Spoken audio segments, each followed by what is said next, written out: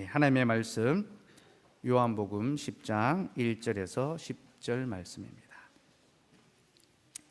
요한복음 10장 1절에서 10절 말씀입니다.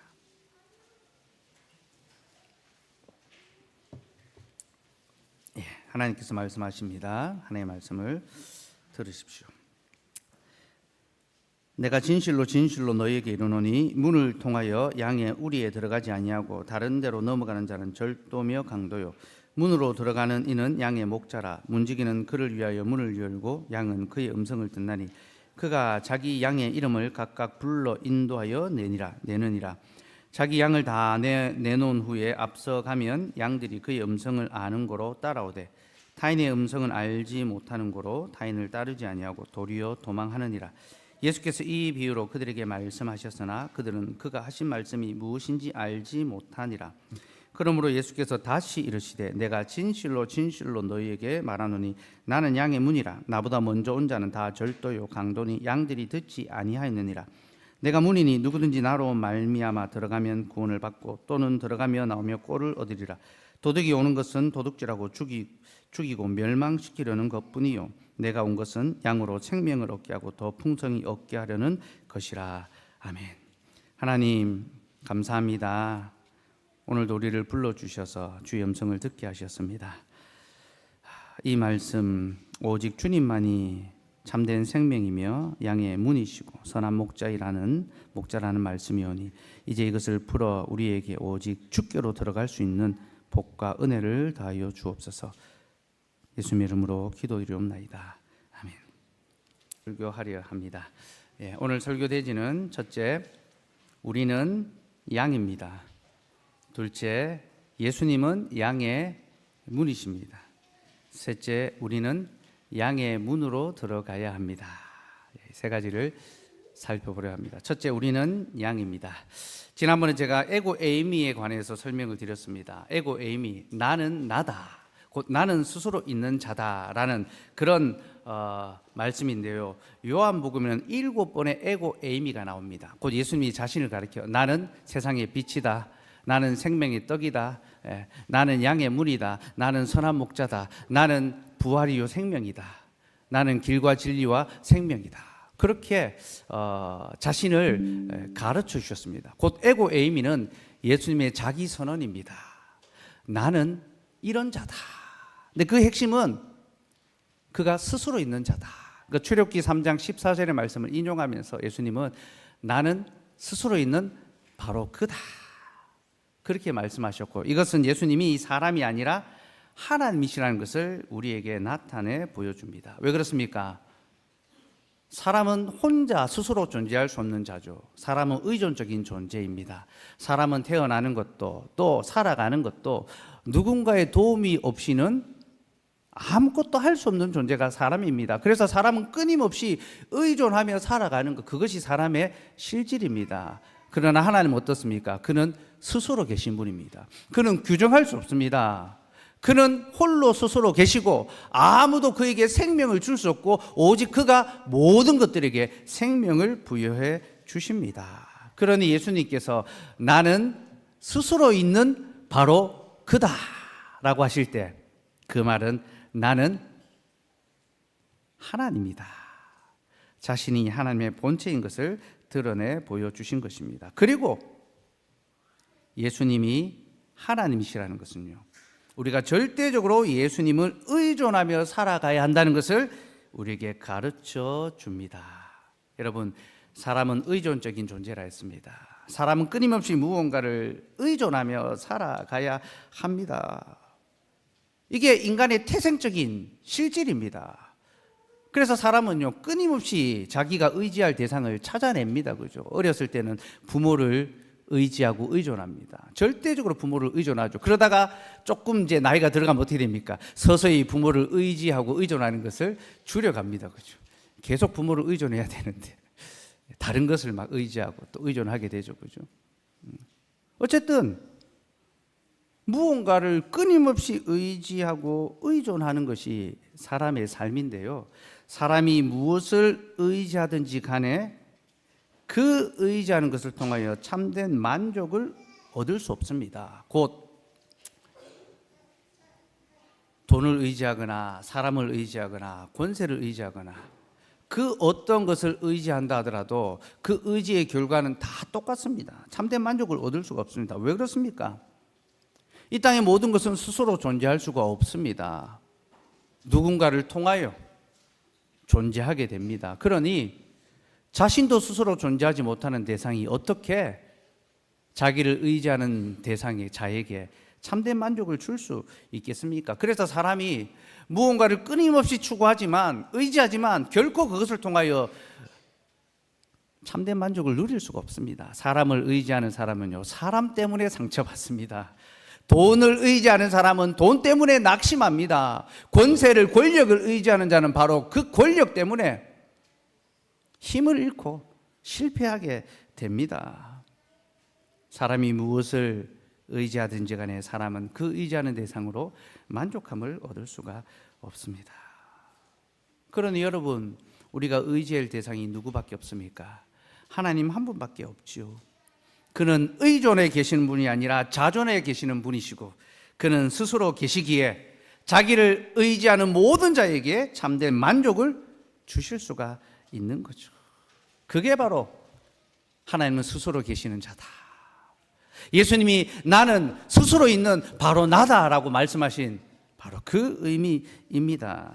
그리고 주님은 오늘 본문에서도 너희는 나를 의지해야 된다, 바로 그 사실을 우리에게 가르쳐 주십니다. 오늘 본문에서 주님은 자신을 목자로 비유하시고 우리를 양으로 비유해 주십니다.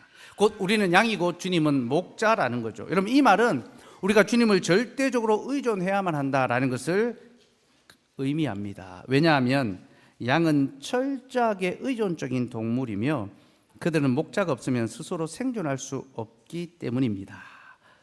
양은 절대적으로 의존적인 동물입니다. 목자가 없으면 양은 스스로 생존할 수가 없습니다. 여러분, 우리가 양에 대해서 오해하고 있는 몇 가지가 있는데요, 양이 온순하고 깨끗하고 착하다라는 겁니다. 아닙니다, 여러분. 양은 온순하지도 깨끗하지도 착하지도 않습니다. 양털이 하얘니까 참 깨끗해 보인다. 사진으로 볼 때나 그렇습니다. TV로 볼 때나 그렇습니다. 실제로 가서 보면 지저분하고 더럽죠, 그렇죠? 양은 스스로 털 관리를 할 수 없다고 합니다. 그래서 털에 온갖 더러운 것이 다 달라붙고 기생충이 득실득실하다고 합니다. 그리고 양은 털을 그냥 내어두면 계속 자라서 털이 점점점 무거워져서 제대로 움직일 수도 없게 된다고 합니다. 먹이를 제대로 먹을 수도 없고 제대로 행동할 수도 없는 거죠. 그래서 목자가 양을 씻겨 주어야 합니다. 그 더러움을 씻겨 주고 또 그 털을 깎아서 무거운 짐을 벗게 해 주어야 하는 겁니다. 또 양은 온순하지 않습니다. 여러분, 양은 대단히 고집스럽고 제멋대로의 동물입니다. 그럼 사람이 키우는 가축 중에 목줄을 할 수 없는 동물은 없습니다. 가축은 다 사람이 길들일 수 있고 또 목줄을 할 수 있습니다. 그래서 목줄을 하고 자기가 원하는 대로, 주인이 원하는 대로 끌고 갈 수가 있는데 양은 목줄을 할 수 없다고 합니다. 여러분, 양의 목줄을 채운 양 보셨습니까? 양은 방목합니다. 목줄을 못 채웁니다. 왜냐하면 성격이 너무 고집스럽고 자기 마음대로라서 목줄을 하면 견디지를 못한답니다. 그 스트레스를 받아가지고 심하면 죽을 수도 있다고 합니다.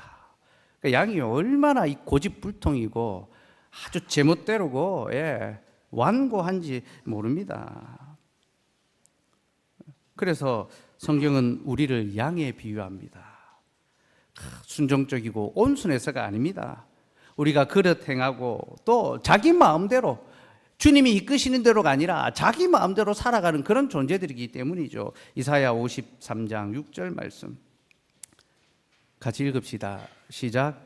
우리는 다 양 같아서 그릇 행하여 각기 제 길로 갔거늘 여호와께서는 우리 모두의 죄악을 그에게 담당시키셨도다.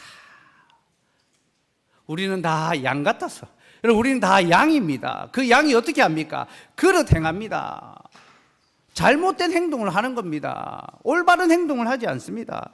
그리고 각기 제 길로 갔거늘 주인이 인도하는 대로, 목자가 인도하는 대로 가지 않고 자기 마음대로 자기 갈 길을 가는 겁니다.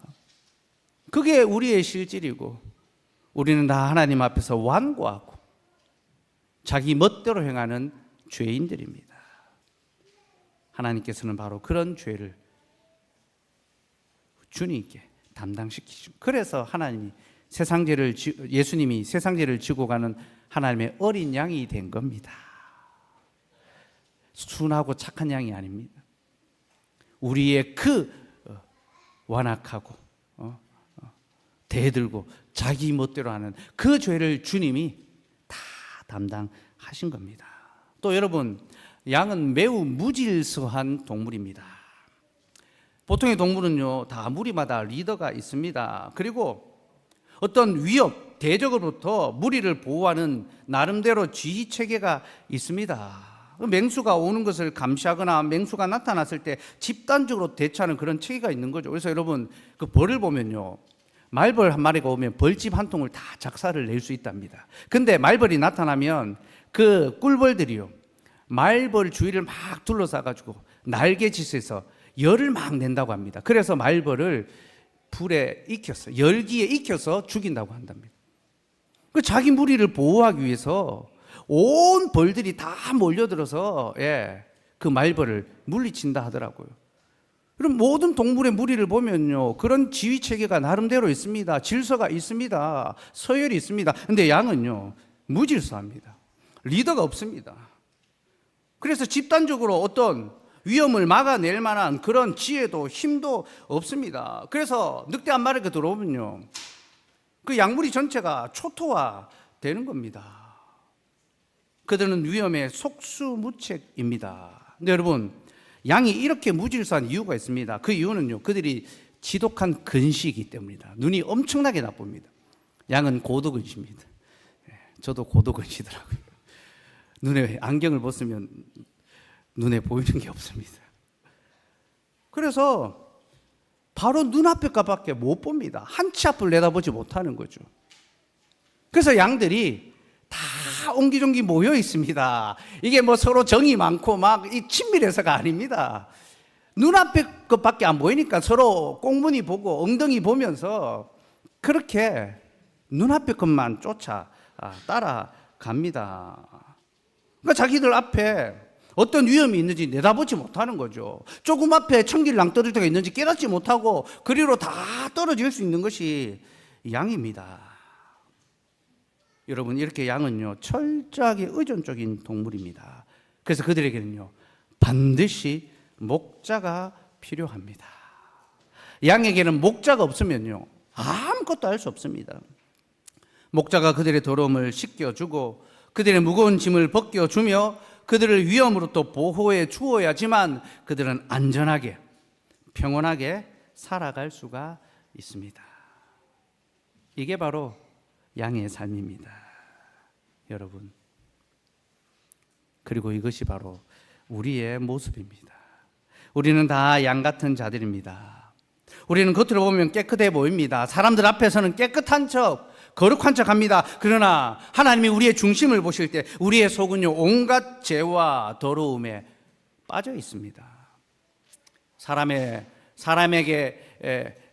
사람에게 들어가는 것이 더러운 것이 아닙니다. 사람으로부터 나오는 것이 더럽습니다. 왜 그렇습니까? 사람 속에 온통 더러운 것만 가득하기 때문입니다. 그래서 우리의 입으로 나오는 말과 생각이 얼마나 더럽습니까? 얼마나 추합니까?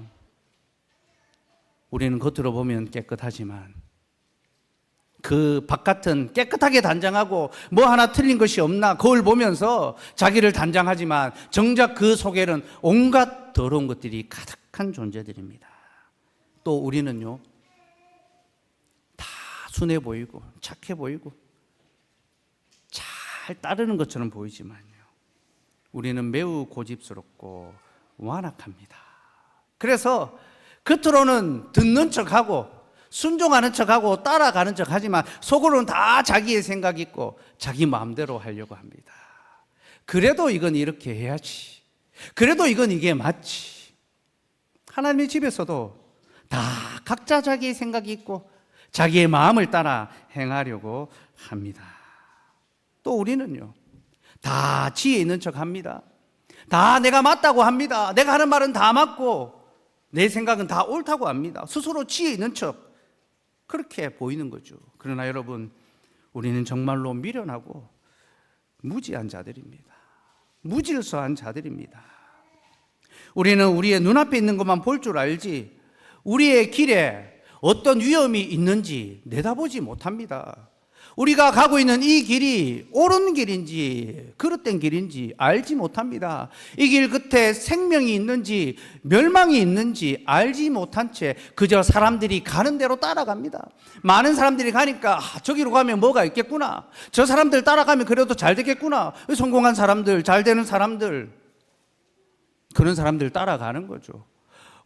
따라가는 겁니다. 저기 뭐 있겠구나, 저렇게 살면 괜찮겠구나.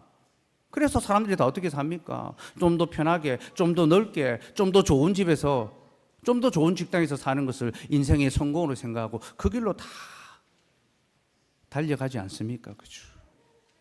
우리는 우리가 가는 길 끝에 무엇이 있는지 알지 못합니다. 거기 생명이 있는지 죽음이 있는지 깨닫지 못하죠. 여러분, 이것이 바로 우리의 실존입니다. 우리는 양과 같이 스스로는 결코 살아갈 수 없는 그런 존재들이며, 그래서 우리에게는요, 우리를 바른 길로 인도해 줄 목자가 필요합니다. 우리를 옳은 길, 온전한 곳으로 인도해 드릴 목자가 필요합니다. 둘째, 예수님은 양의 문입니다. 본문 7절에서 10절 말씀 같이 읽겠습니다. 시작. 그러므로 예수께서 다시 이르시되 내가 진실로 진실로 너에게 말하노니 나는 양의 문이라. 나보다 먼저 온 자는 다 절도요 강도니 양들이 듣지 아니하였느니라. 내가 문이니 누구든지 나로 말미암아 들어가며 구원을 받고 또는 들어가며 나오며 꼴을 얻으리라. 예수님은 자신이 양의 문이다라고 하셨습니다. 나는 양의 문이라. 예수님이 문입니다. 양들이 들어가는 문입니다. 그리고 예수님에게로 들어가는 자, 그는 구원을 받고 또 들어가며 나오며 꼴을 얻습니다.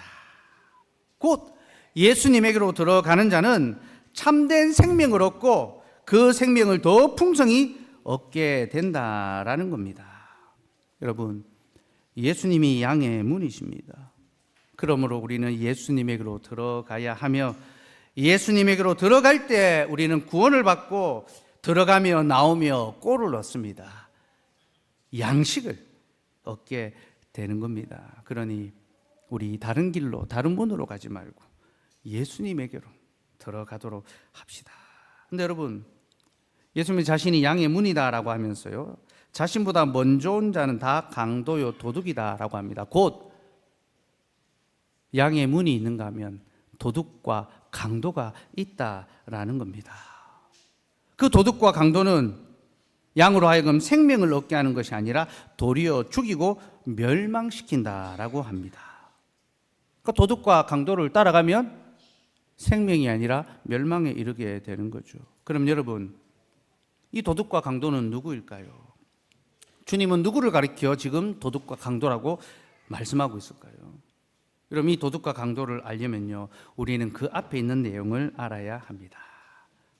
그럼 요한복음은 7개의 에고 에이미가 나온다라고 했습니다. 7가지 예수님의 자기 선언. 근데 요한복음에는 이 7가지 자기 선언만이 아니라 7가지 표적도 나옵니다. 이 표적이라는 것은요, 예수님이 바로 하나님이시다, 나는 스스로 있는 자다라고 할 때 정말로 아무것도 없는 가운데 무언가를 만들어내시는, 모든 것을 공급하시는 하나님이심을 나타내는 기적입니다. 예수님은 7가지 표적을 통하여 자신이 참 하나님이라는 것을 증명해 주셨습니다. 그래서 7가지 표적과 7가지 선언은 서로 짝이 됩니다. 예수님의 선언과 예수님의 표적이 서로 짝이 되어서 예수님의 말씀을 입증해내는 거죠. 그럼 양의 문과 연결되는 표적은요, 요한복음 5장에 나옵니다. 요한복음 5장에 보면 예수님께서 38년 된 병자를 고치는 사건이 나오는데요, 그 사건이 일어난 장소가 바로 양문 곁에 있는 베데스다라는 모십니다.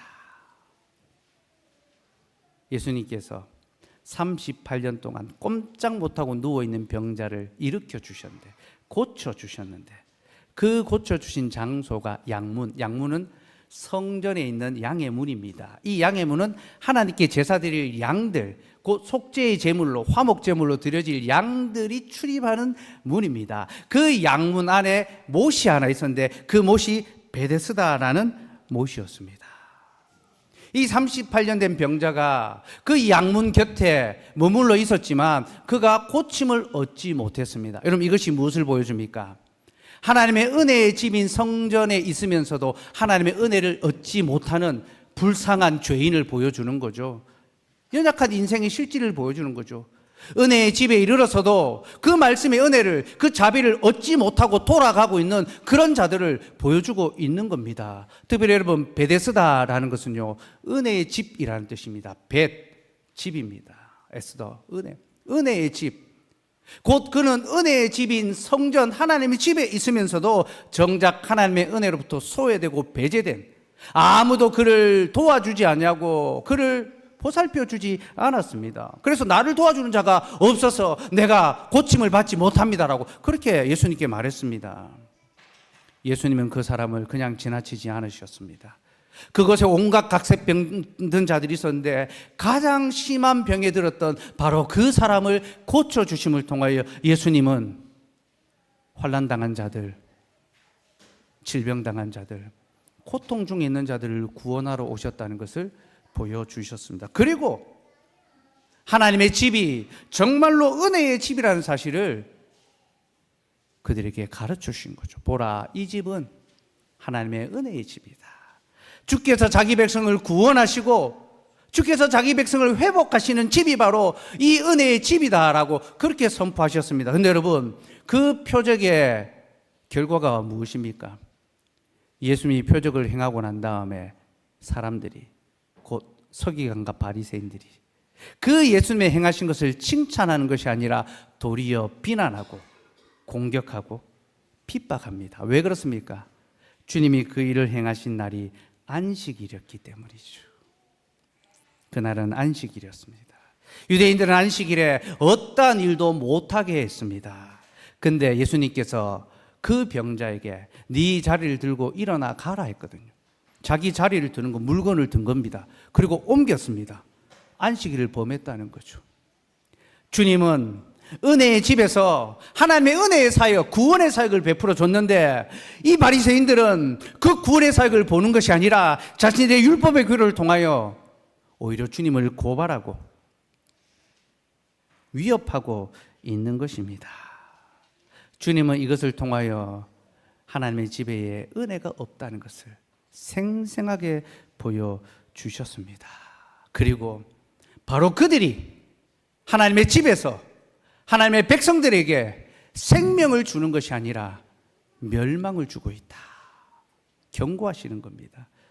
여러분, 서기관과 바리새인들은 하나님의 집을 지키기 위하여 세움받은 자들입니다. 그 집에 봉사하며 백성들에게 말씀을 가르치고 그 백성들을 하나님께로 인도해야 될 자들입니다. 그런데 그들이 그 문을 딱 막고 서서 아무도 하나님께로 가지 못하도록, 하나님의 은혜를 누리지 못하도록, 성전 안에 있어도 그 성전에서 하나님의 말씀에 위로와 복을 얻지 못하도록 가로막고 있었던 거죠.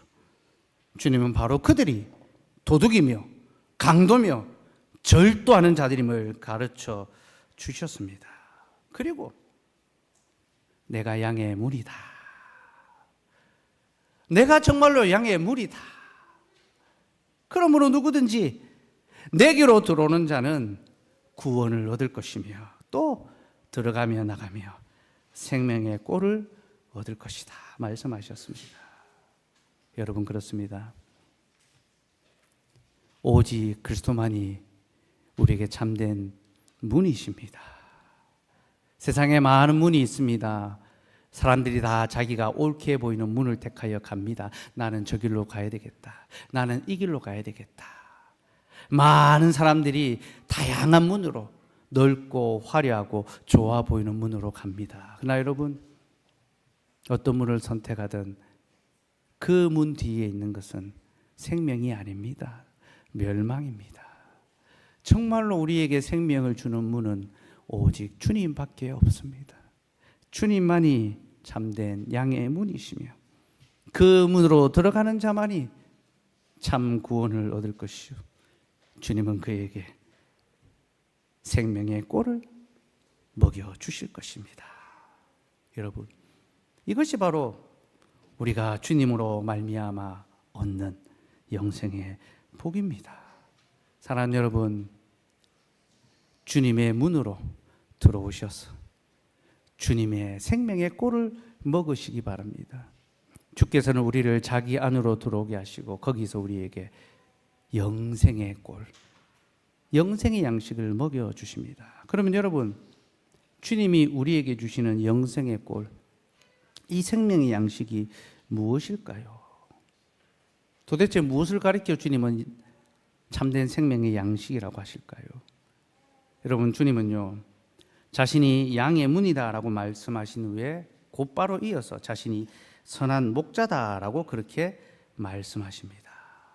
11절 말씀 같이 읽읍시다. 시작. 나는 선한 목자라. 선한 목자는 양들을 위하여 목숨을 버리거니와.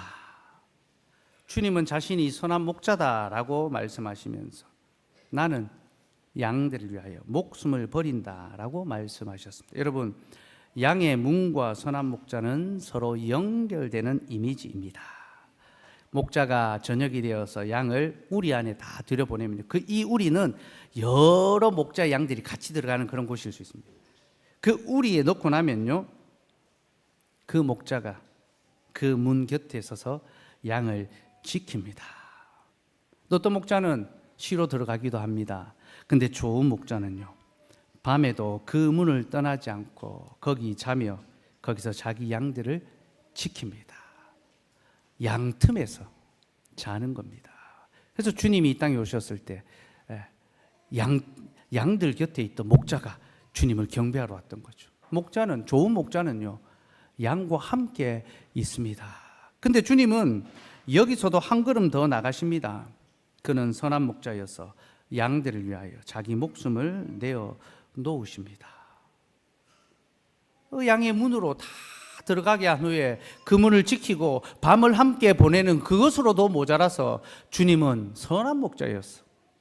자기 양을 위하여 기꺼이 자기 목숨을 내어 놓는 겁니다. 그러니 여러분, 주님이 주시는 생명의 꼴이 무엇입니까? 이는 곧 목자 되신 주님의 생명입니다.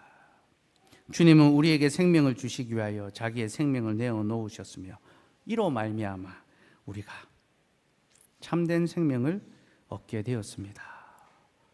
그러니 우리가 받는 생명의 꼴은 바로 주님의 몸이라는 사실, 주님의 목숨이라는 사실을 기억하시기 바랍니다. 사랑하는 여러분, 양의 문이신 주님은 우리에게 자기의 몸을 먹을거리로 주십니다. 여러분, 왜 주님이 자기의 몸, 곧 자기의 생명을 우리에게 먹을거리로 주실까요? 그 이유는요, 주님 외에는 우리에게 참된 생명을 주는 것이 이 땅에는 없기 때문입니다. 여러분, 땅에 있는 모든 양식은요, 우리에게 생명을 주는 것이 아닙니다.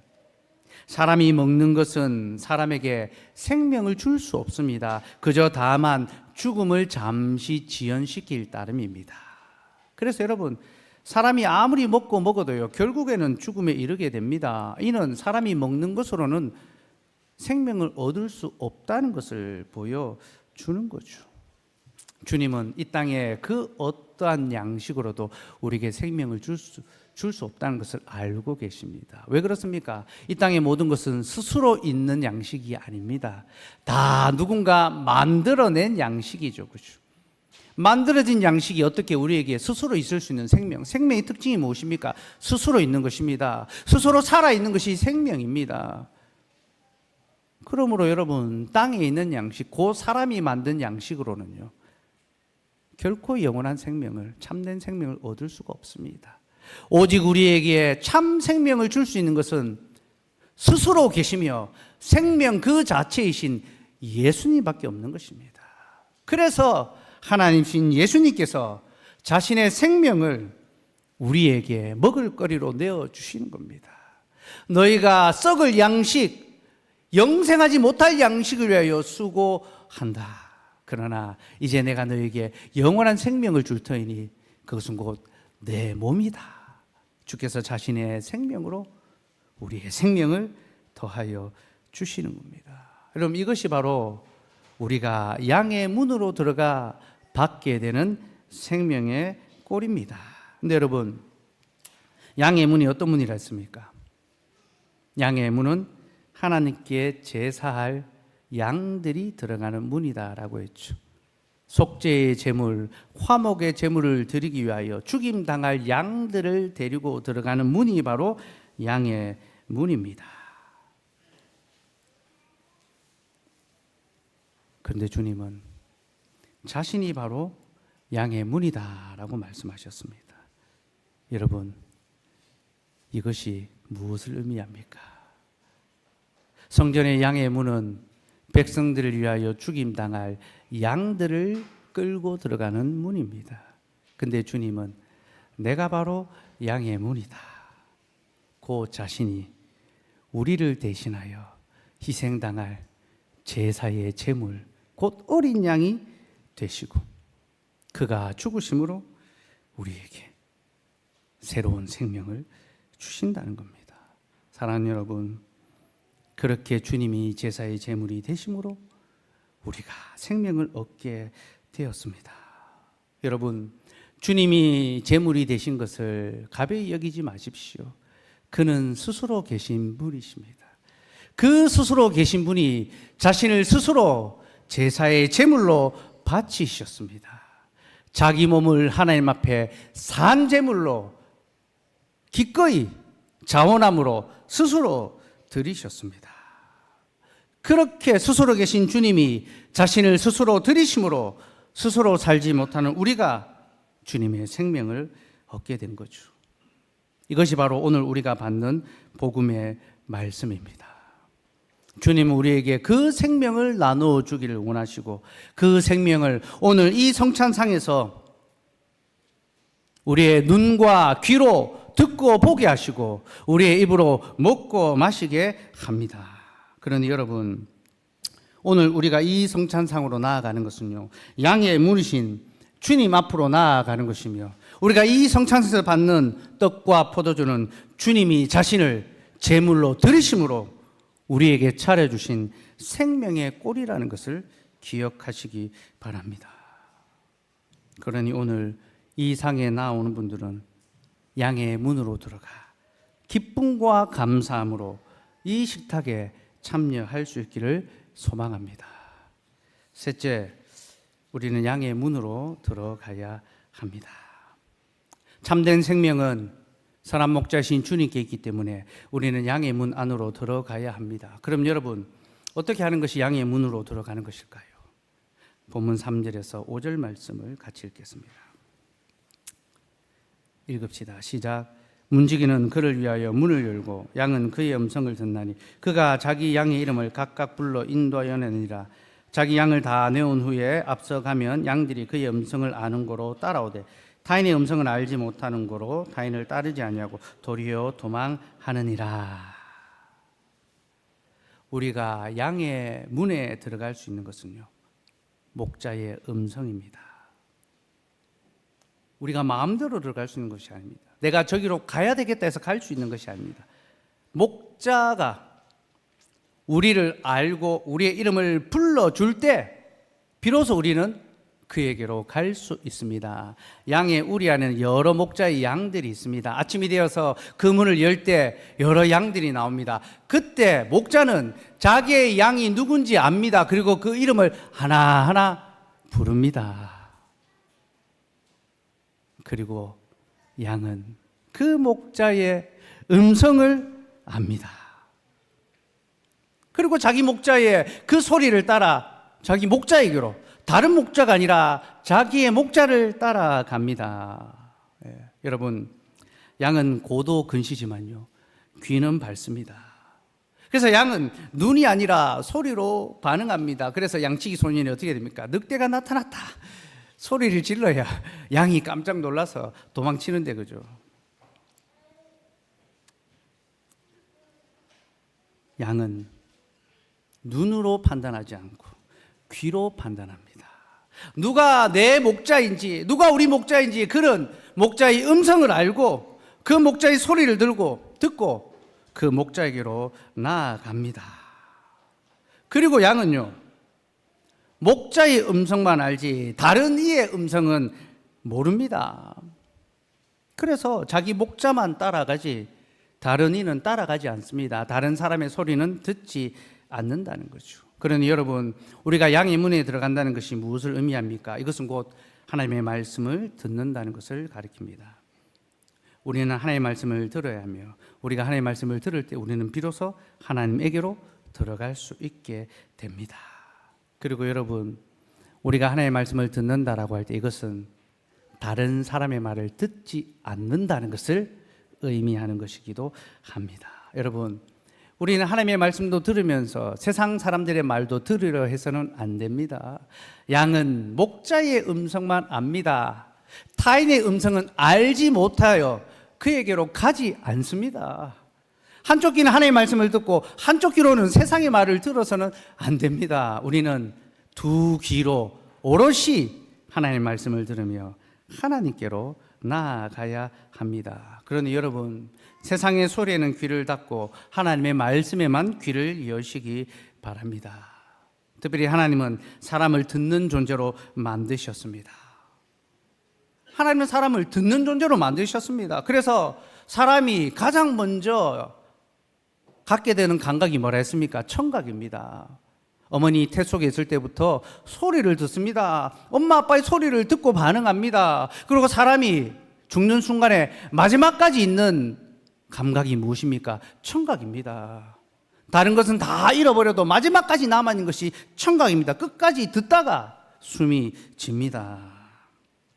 이것은 하나님이 사람을 듣는 존재로 만들었다는 것이며 사람은 들음을 통하여 살아간다는 것입니다. 그럼 여러분, 무엇을 들어야 합니까?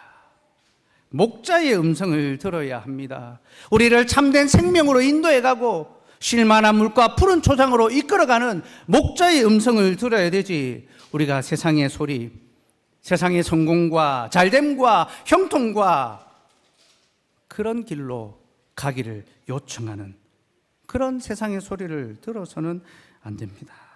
여러분, 주님은 우리를 살리기 위하여 우리의 이름을 부르십니다. 온 세상 가운데 엉클어져 섞여 살아가는 우리의 이름을 하나씩 하나씩 불러서 주님의 집으로 인도해 드리십니다. 그래서 우리를 오늘 여기 이 교회에 이르게 하신 거죠. 그리고 세상에 화려해 보이고 멋져 보이고 대단해 보이고 맞아 보이지만 결국은 우리를 잡아먹기 위하여, 우리를 멸망시키기 위하여 하는 그 세상의 소리로부터 우리를 구별하여서 우리를 영원히 살게 하는 생명의 말씀을 듣게 해 주십니다.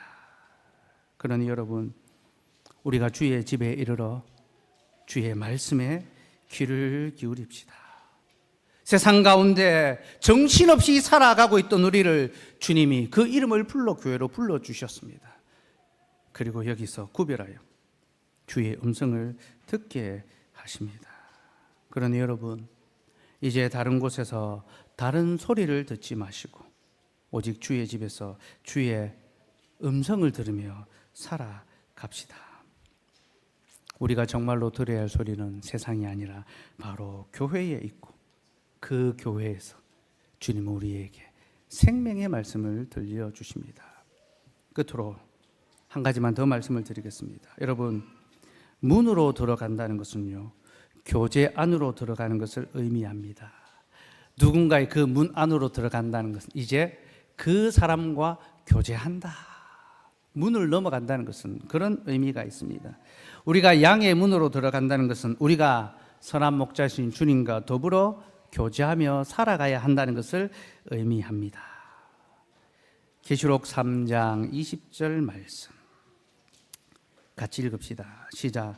볼지어다 내가 문 밖에 서서 두드리노니 누구든지 내 음성을 듣고 문을 열며 내가 그에게로 들어가 그와 더불어 먹고 그는 나와 더불어 먹으리라. 여러분, 양의 문이신 주님이 우리의 문 밖에서 두드리고 계십니다. 누구든지 그 음성을 듣고 주님의 음성이구나, 늑대가 아니라 이리가 아니라 사단이 아니라 이것이 주님의 음성이구나 깨닫는 자는 그 문을 엽니다.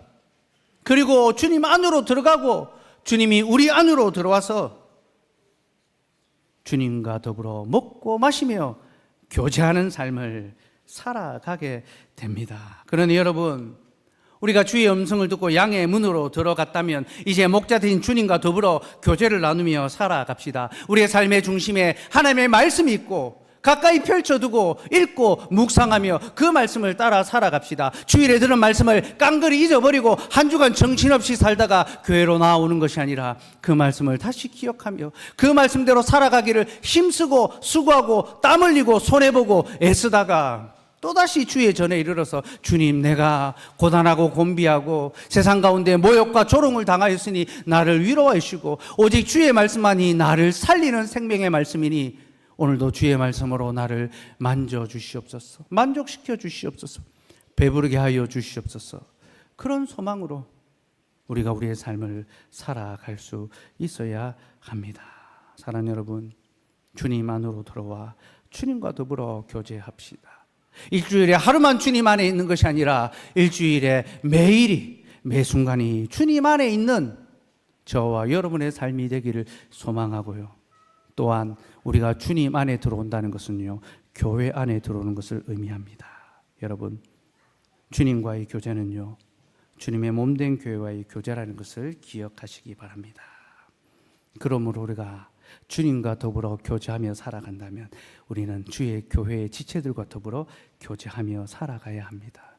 여러분, 주님과의 삶을, 동행을, 교제를 귀히 여기신다면 교회와의 교제도 귀히 여깁시다. 특별히 오늘 우리가 받는 이 주님의 식탁은 성도의 교제를 나누는 자리입니다.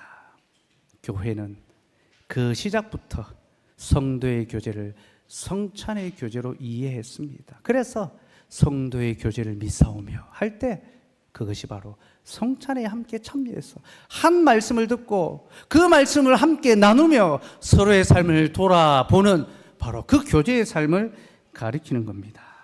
주께서 오늘 우리를 주의 식탁에 부르신 것은 먼저 주님과 교제하기 위함이며 또한 우리가 서로 교제하기 위함입니다. 그러니 우리 주님 안에서 한 식구가 되어서 함께 교제하고 나누고 사랑하며 주의 교회로 치어져 갑시다. 아직 이 상에 참여하도록 허락되지 않은 이들이 있습니다. 여러분들을 배제시키는, 소외시키는 것이 아니라 여러분들을 지키기 위한 것입니다. 거룩하게 지키고 또 이 상에 참여할 수 있도록 여러분들을 교회가 사랑하고 돌아보고 교육해 갈 것입니다. 우리도 이 식탁을 함께 나누고 또 함께 그 교제를 누릴 수 있기를 간절히 소망합니다. 오늘도 그 은혜를 또 그 유익을 기대하며 우리가 주의 성찬에 함께 참여할 수 있기를 소망합니다. 기도하겠습니다.